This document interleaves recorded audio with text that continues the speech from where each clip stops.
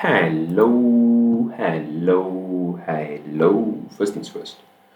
I am targeting these lows personally, but we do have relative equal highs. So we're going to tape read and see what the market gives us. Excuse me. Personally, I'm not looking to trade in any execution just of yet because we just have relative equal highs and relative equal lows, and we're currently just in the lower end of the range. But I would love to see if we can make an attempt for these two relative equal highs for 930 high. So I'll wait for the next minute candlestick to print, and then I can make a solid decision. Smile right there, long.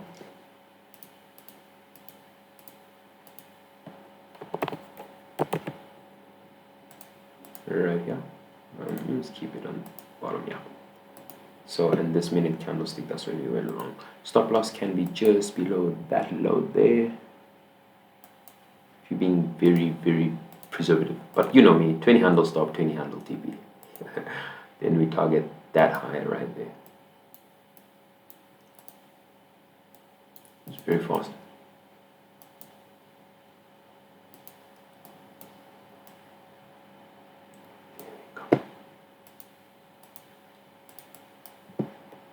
It was a very tight stop, but obviously you know me, 20 handle stop, so if you did enter long there, just a 20 handle stop won't hurt nobody. Because if it does efficiently remove me, it is a very choppy market, so it could do that. But I want to see speed and distance. Personally, I thought we were going to sweep these lows just one more time, which we didn't, so this setup technically is null and void.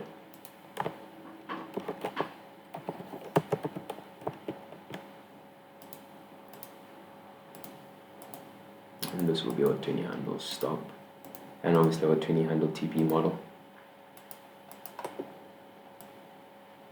TP would have just hit now, so our 20 handles would have booked perfectly. That was very fast, in 2 minutes, a lot faster than I would warrant, but right on time, right on the price. There's technically no area to pyramid here. Just keep this at the top here because I can't see it. Just keep it in the middle. We can remove this. And this.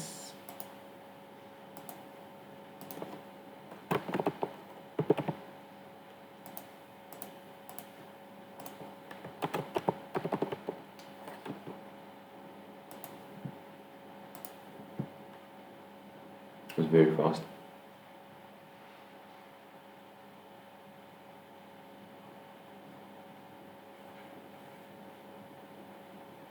More than 20 handles. You can take partials right after we sweep these highs, and I thought it was going to give us another opportunity to pyramid at this inefficiency. It didn't, which is beautiful. Just let it run. Very fast, rapid repricing. Right on time. Almost zero drawdown. Stop below that swing low was tough.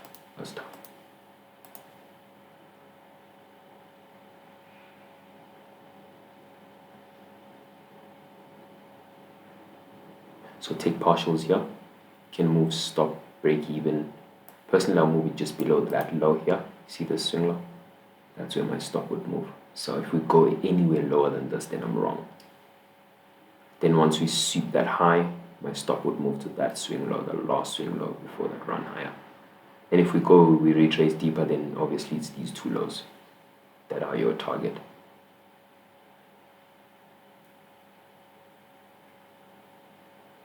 Almost hit target.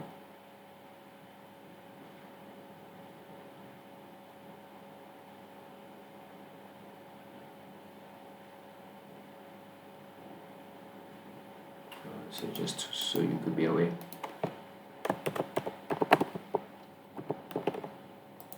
So this is called tape reading. This is what I do every day whenever I get an opportunity to. I don't need to be in a trade. We already got one beautiful one earlier this morning. So there's no need for you to put yourself in such incurred risk for no reason. So it's best, stop loss if you entered a 20 handle stop, 20 handle TP, your model or my model technically is complete. Then if you're still holding one runner, you have stop loss just above break even, just above my 20 handles, the one that I book on any given day. and you just tape read until you get efficiently removed, which I think it might, and we can see if we can reverse targeting these lows. Might not. It's a very fast market.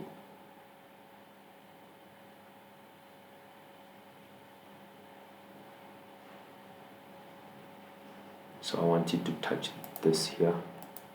If it touches that opening price, that's more than enough. If it goes way deeper than this, then we're getting stopped out, definitely.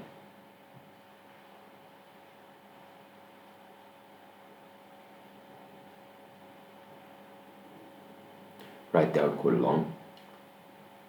Long again. Long again. Long again. Long again. Long again.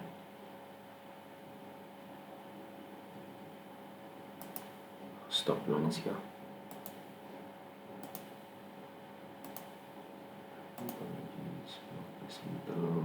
Purple maybe. Efficiently removed from the marketplace. So technically trade setup is null and void. We didn't catch these relative equal highs. Watch for potential re-entry at this inefficiency. Also, when you don't move your stop, you don't have to contend with this. That's the only reason I never move my stop. You just have a 20 handle stop, 20 handle if it just gets to target. It doesn't. When you keep trying to fix things, it's never too good. Beautiful setup in and out of itself, 20 handles.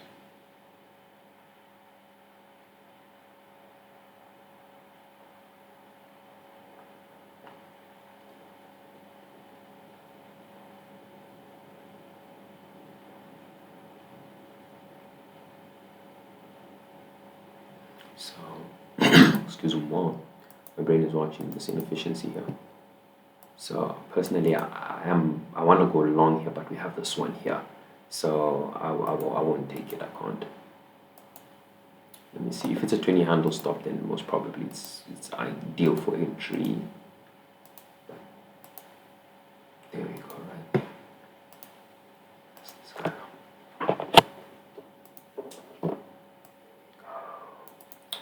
20 handle stop. You see, not really the best. I don't like that. And obviously 20 handle TP to the upside is right by the highs.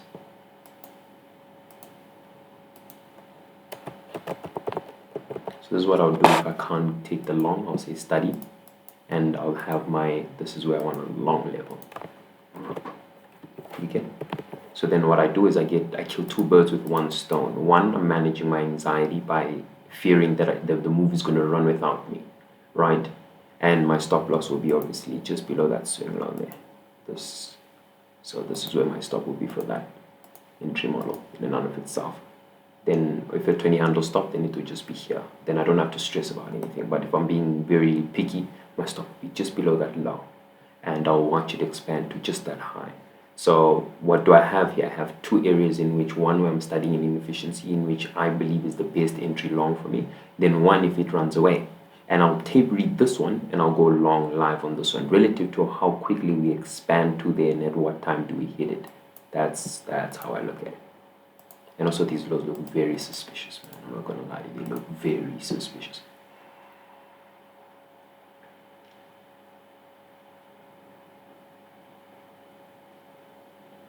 So we did trade much deeper. It was perfect to just study it and not really go long on that inefficiency.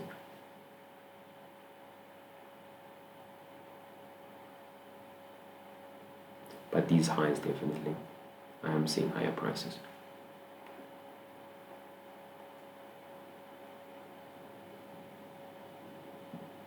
Excuse me.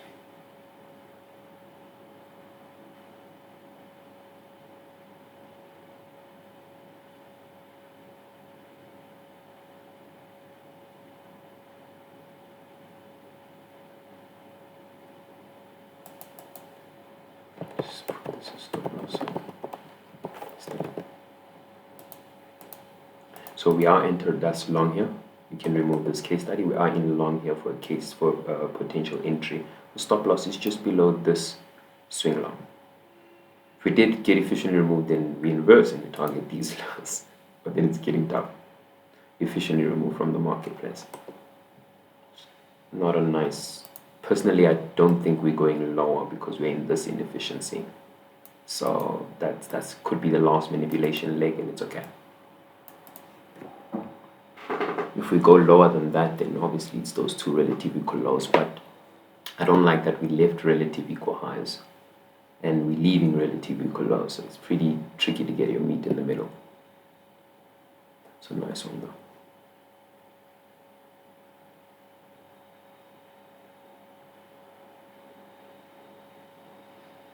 So this is what usually happens. The nice move will occur, and then you'll get this price action. This is where you get chopped up, because the retracements are so deep. 80% retracements are ridiculous. That would be a beautiful area for shorts, but I don't trust it now because of the way it really traded back into that inefficiency. So what my brain will do is I'll go short here for a study tape reading session. Short. So notice how many times I'm not afraid to get it wrong, right? I'm not here to be perfect. I'm here to study price. What is price doing? And where can I get potential entries? Like what model could I basically study without incurring risk? So I don't get anxiety when I get stopped out, I don't get fearful. And I'm just targeting either the external or the internal of the range. And we keep doing that over and over, studying inefficiencies, etc., etc. And relative to how we react in those inefficiencies, we'll there, quite efficiently removed again, relative to how we almost interpret price and how we interpret the loss we just took, that we can go long there.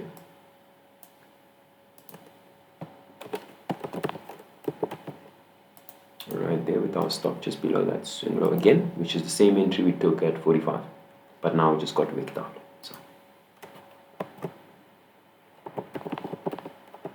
So I'm not afraid to switch my mind, to change my bias, etc., etc.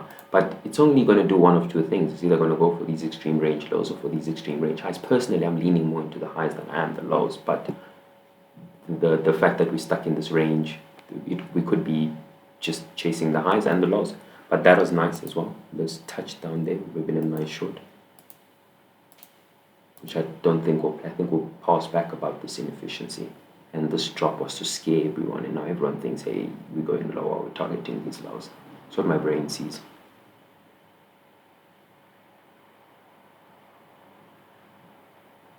There's immediate rebalance.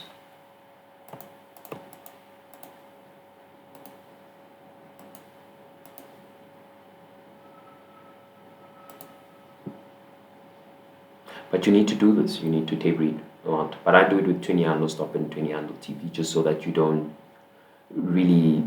get anxious with regards to placing stop loss. Where they tell you put your stop loss below swing highs and swing lows. That's a facade. That's a facade. That's fake. These are beautiful RR models. I can take 5 losing trades in a row, and I get one similar to this, and also that's what traders also can't do. They'll take a lot of L's, but they don't know how to wait and be picky. Like, for example, for this long from here to there, and then call it a day, or wait for the short from here back to this inefficiency, which is a lot deeper, or even to that small inefficiency. That's an execution in and of itself. And every single drive high or drive low as a potential entry model, and your ability to filter out which ones will run for a sustained period in time from entry to your target, that's what you're doing. And you get better at this with time, and practicing it in these market conditions is the best, because then you know what to identify and what's not good. You see that there? The bodies respected that. So this should be the high for this retracement, and this place where we entered long again will play inversion for potential shorts.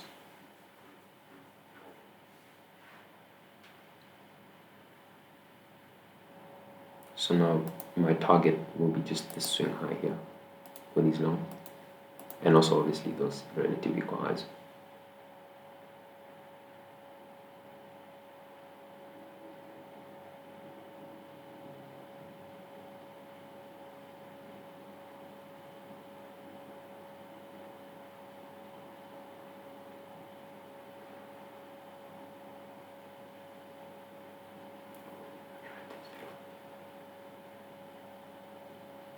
About to enter 10 o'clock. should see it spool in one direction. I want it to be a nice up close candlestick targeting that high there.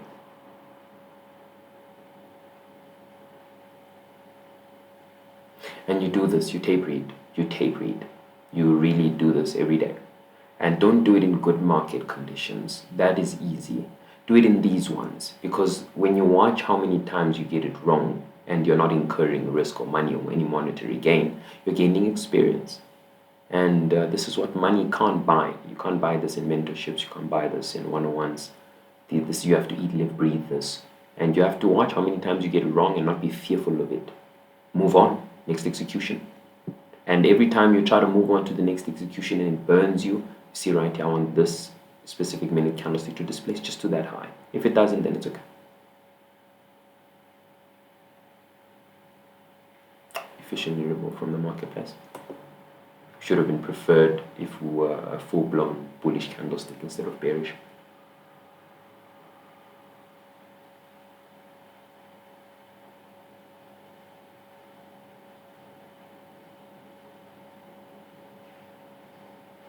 We have no inefficiency here. We only have one here. So my brain is like, focus on up, up, up, up, up. Everything down is manipulation. That's what my brain is saying currently. So, anyways. So what we're going to do is we're going to try and take a short here at this inefficiency. Again. So notice how we're using the same range in a short. The same range, nothing more, nothing less. And obviously don't mind the stop loss placement. I'm just doing that for me personally. Then the stop loss is just above that swing high. And you're targeting these lows. Change the color. And the more we stay in this range there, we're in short, triggered in.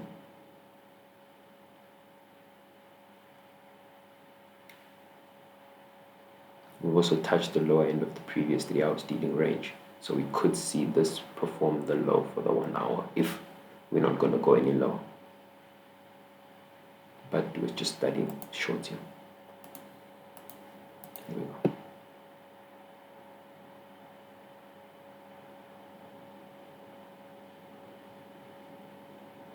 And your goal is you want to get to a point where you're fully desensitized from this. You're not worried about whether the previous trade was right or wrong.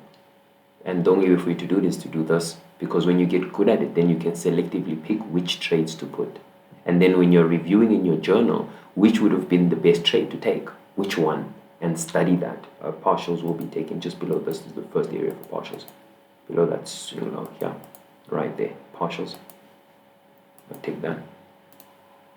Can move stop to BE. I wouldn't do that. Just let it either efficiently remove your hit target. The 2 trades I would have taken here, if I would have been in any live execution, is this long here at 45. That was perfect all the way to those highs. Honestly, I would have loved if we just swept that high, which we didn't. Then it's okay. And second executions is this short here.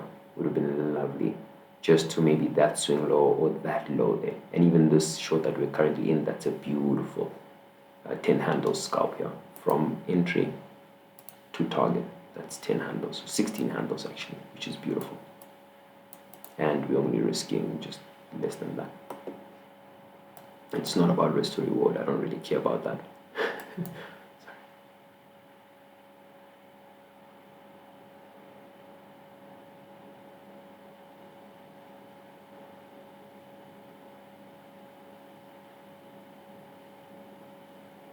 So when you watch these inefficiencies, and you focus on ones that are very specific to you as the observer, what you're doing is you're studying a very specific interval in time and how price reacts around that interval. And if that interval offers you entry models or potential trade setups within those same inefficiencies. And your stop loss is always relative to the previous swing highs and swing lows relative to the inefficiency you're studying. And I don't believe in your stop loss has to be above that swing high. I don't believe that, you know. And also with time, I'll showcase how you can have like multiple executions, short and long, within the same PA. But if you want to do that, you need to tape read, because when you tape read, it helps you filter out these these back and forths, back and forths. It helps you filter them. And the more you do this, the better you become at it, the more desensitized you get from the money, and you're not really fearful, you're not anxious, and all your losses are made on a medium that cannot make you or lose your money.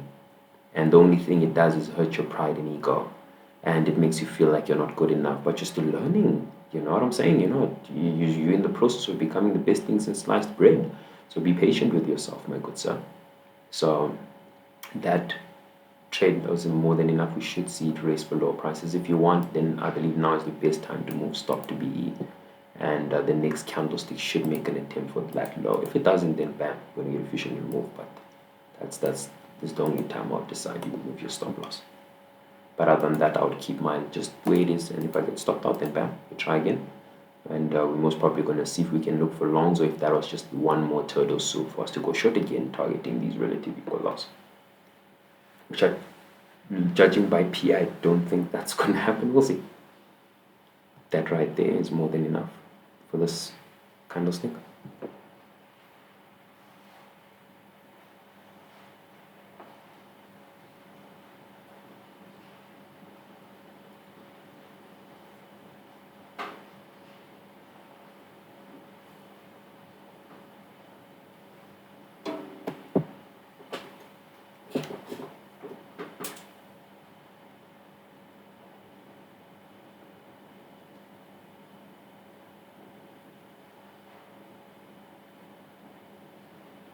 I wouldn't take an entry short there. I wouldn't, but stay away.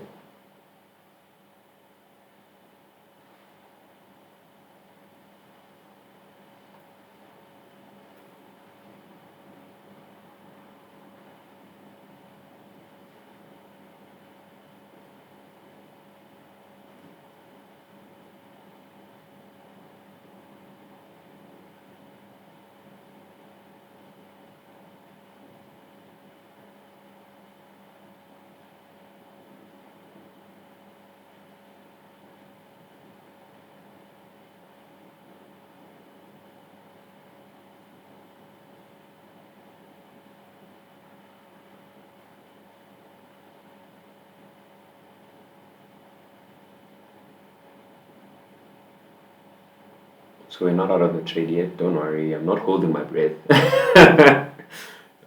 So personally, my stop would move to just that swing high. That swing high gets tagged, then we're wrong. And we won't look for a long opportunity just yet. We can, but we'll see. They're stopped out. Then now we move again. So this potential area will be area for longs. There we go. And our stop will be just below that swing low again. And we change that. So the best way to do this is also to be within, you can do this in trades, the lowest form of leverage, which is most important. Right there, triggered in long. We have the small inefficiency there, which we could trade into, but you want to see its speed and distance just about that high.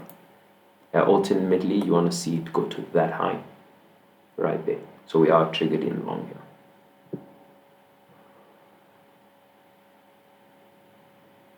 That's another opportunity for longs, right there.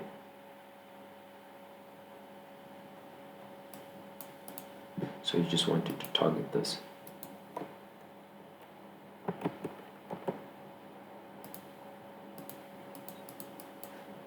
Apologies, I just don't know what else to write here without saying target, because I can't have that.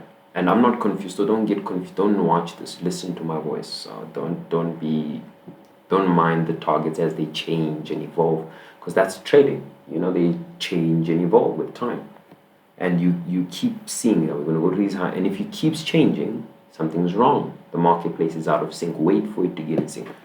But we haven't been stopped out, I don't think. We have not, eh? No, we have not.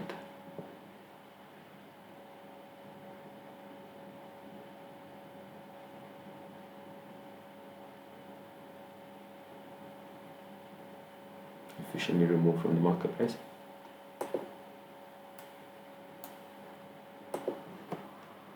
So that same inefficiency again, we'll look for potential shorts there, which I think was just a turtle soup. So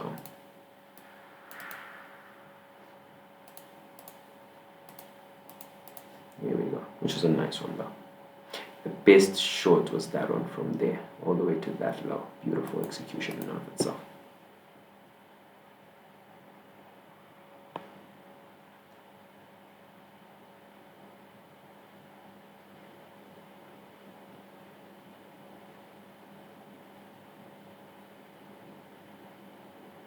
Bam, that's a beautiful short in and of itself. It would have been nice if you caught that short there with your stop just above that swing high again.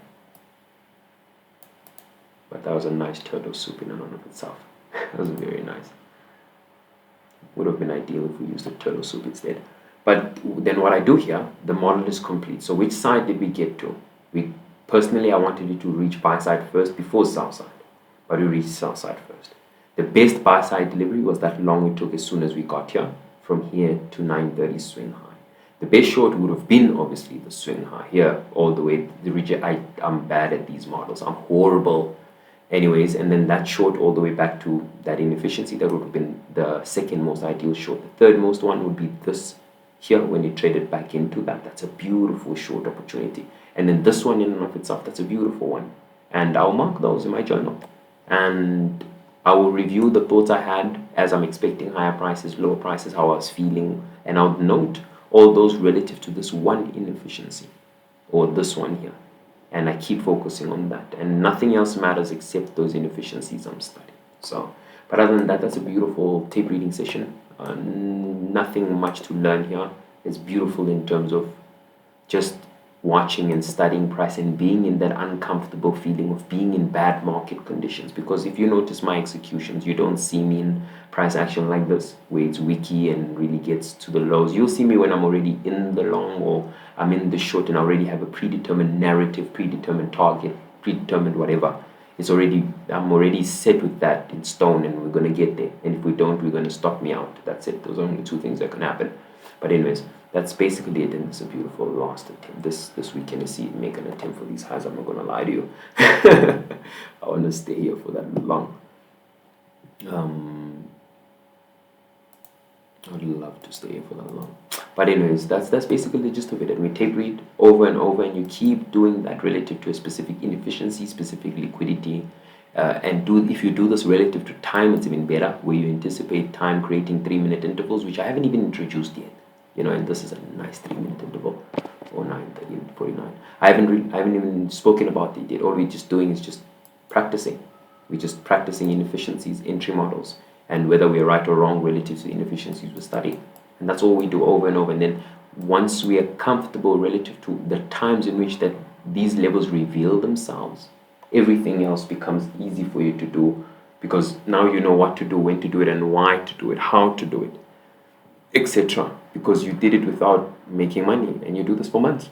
And it's scary because you don't get paid for it. But in reality, what you get paid for is with experience and these type of entries, where you get in at the lows and get out at the highs. That's the one thing they told me you can never do. You can never time the market where you get in at the lows and get out at the highs. But for you to learn that and have adequate stop loss, and obviously don't mind my stop loss management. I'm just doing it relative to a certain inefficiency I'm looking at, and relative to how efficient is the market delivering relative to those two swing highs and swing lows. And if we keep bumping them and going, that's a sign of a very manipulated market, and I should stay out. So, and that's why I specifically chose this, just so that, and also if you're not focusing on these and you're focusing on one, because what's going to happen is you're going to focus on one specific inefficiency. And let's say if it was this one, for example, and what you're going to do is you're going to be like a hawk or like a cheetah or a leopard or whatever, and you're going to be stalking this for an entry, whether it's short or long, you don't care.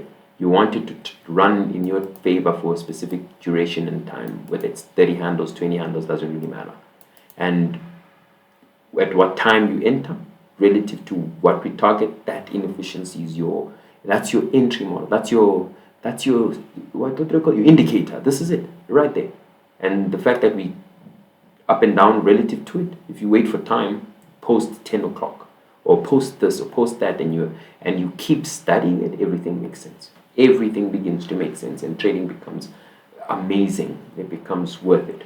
It becomes worth it because now you're not putting yourself under pressure. You don't have to perform in terms of making or losing money, and no one really cares when you get it wrong or right, when you don't have this behind it. It's only you who cares, and you need to understand why do you care, where do you care the most, and how do you defeat that and overcome it.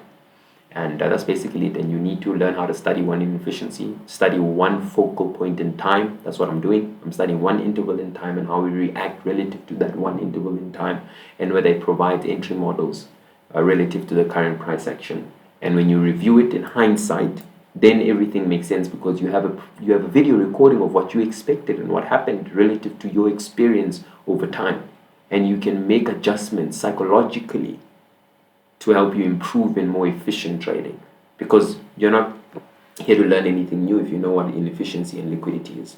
You're just here to do the right thing. But anyways, thank you for blessing me with ears, and I'll see you again same time, same place tomorrow.